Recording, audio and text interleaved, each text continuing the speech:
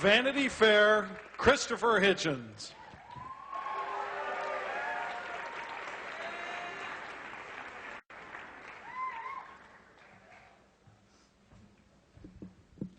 I don't see what's so funny.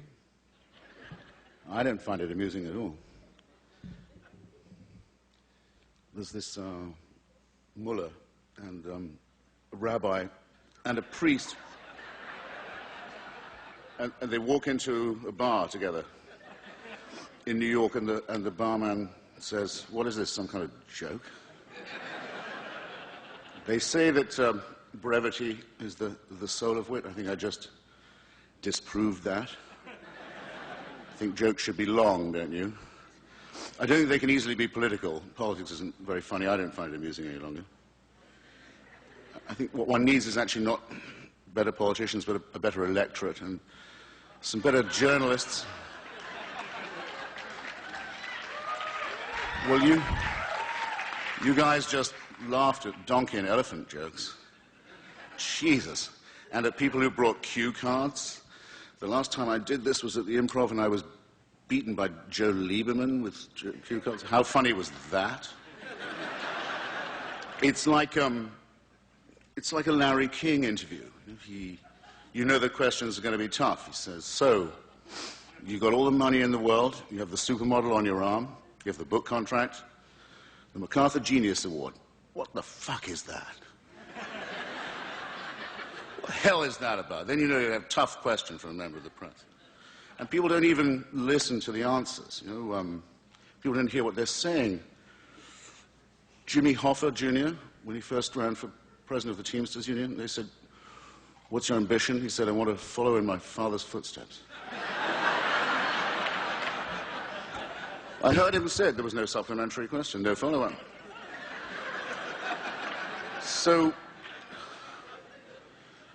So what I'm going to have to do to, beguile the weary hour is, I've no intention of being brief, by the way. The brevity bit is over. I think all filth is local.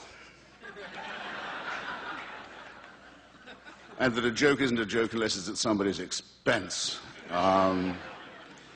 So there's this guy fighting traffic driving home in Los Angeles.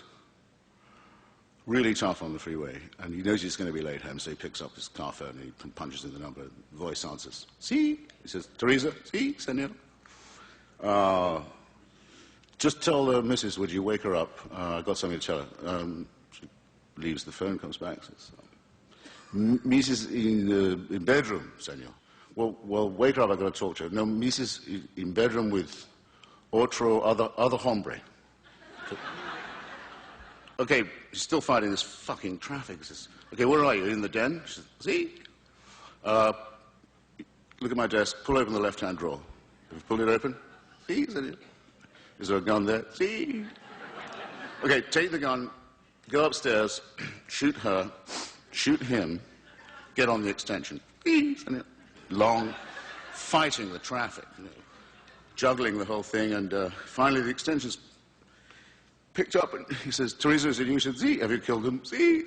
"Okay, now I want you to open the window and throw both of the bodies out into the swimming pool." "No swimming pool here, senor." "Is this 3102?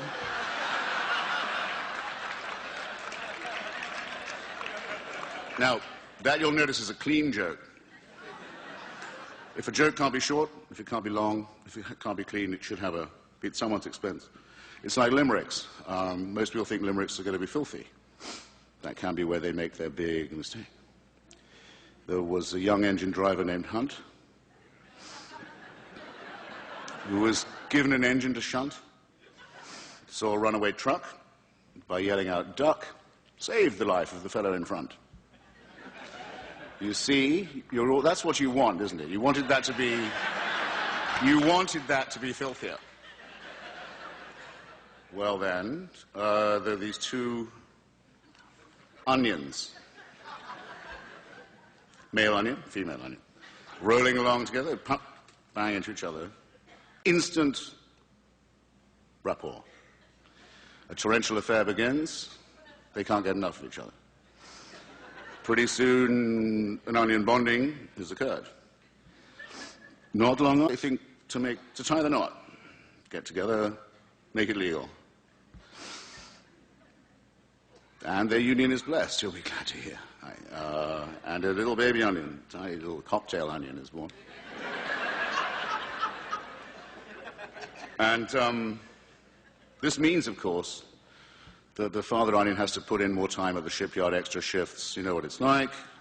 Mother onion, much encumbered with other work around the place, and this and that, and the baby onion isn't as well supervised as he might have been, and as baby onions will, the door being left open one day, rolls out, across the sidewalk, right into the path of a sodding great lorry, flattened out, rushed to hospital. A team of surgeons fights all night to save his life. Mother onion, out of it, heavily sedated. No more, can't take it, gone. Father onion rolling up and down the corridor outside. The emergency room going like this, wearing a little groove in the ghastly hospital carpet.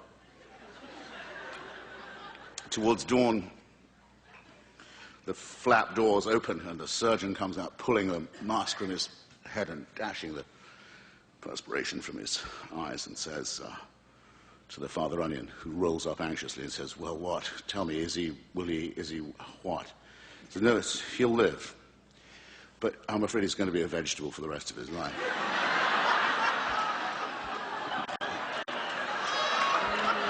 Neither clean,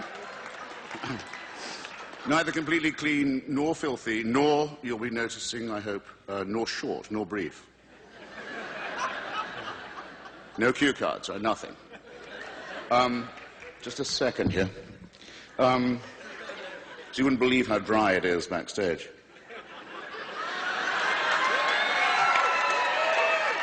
So, I have to leave you with this, because you have been a really great audience, I've listened. Even though you will laugh at anything.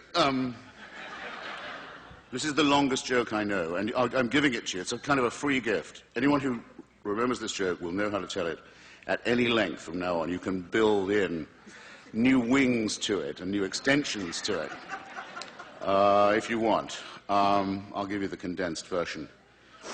Picture, if you will, the romance that kindles between a young man and a young woman. Her eye is first caught by his extraordinary courtesy. He will always take her coat. He will always open the door. He's always unfailingly polite. He's a man of extraordinary consideration. He finally talks her into the sack. You can build in the extensions later if you want. So extraordinary is the convulsion of pleasure to which he brings her, and the attention that he pays in order to bring this off, if you will, that she lies hardly daring to speak and says, I never knew that it could be this way with a man and a woman. I just wish there was something I could do to please you as you've pleased me. And he says, well, as a matter of fact, there is something you could do if you cared to. And she said, well, just name it. And he said, I kind of wish you'd give me a blowjob. And she says, no, I wish you'd said anything but that. Something tells me that if I do that, it won't be the same between us. You won't respect me. You won't admire me, esteem me, revere me in the same way. You won't defer to me. So he's a gentleman. He takes it very well. This is the first date.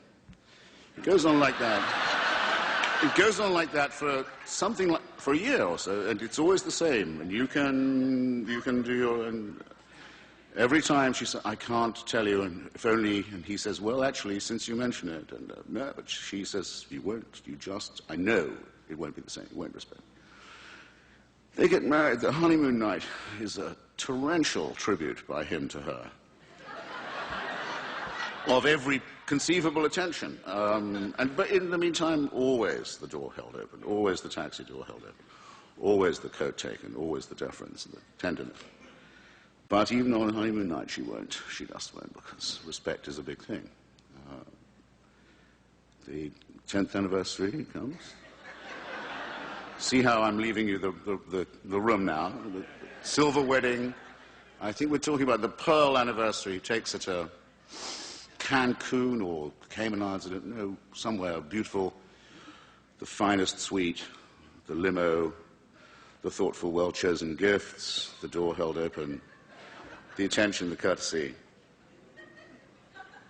and the unfailing pleasuring.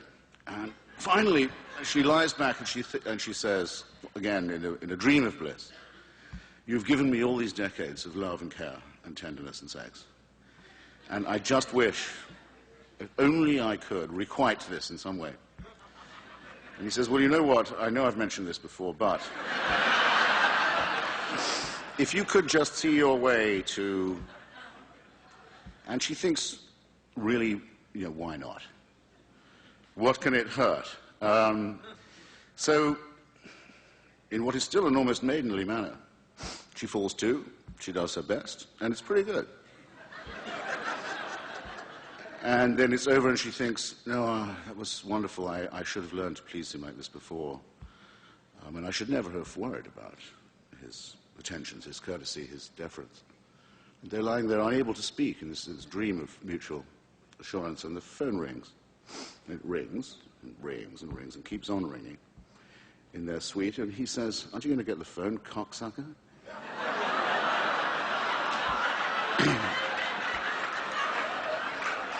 Well, it's been real, and you've been very patient, and I salute you. Thank you, ladies and gentlemen.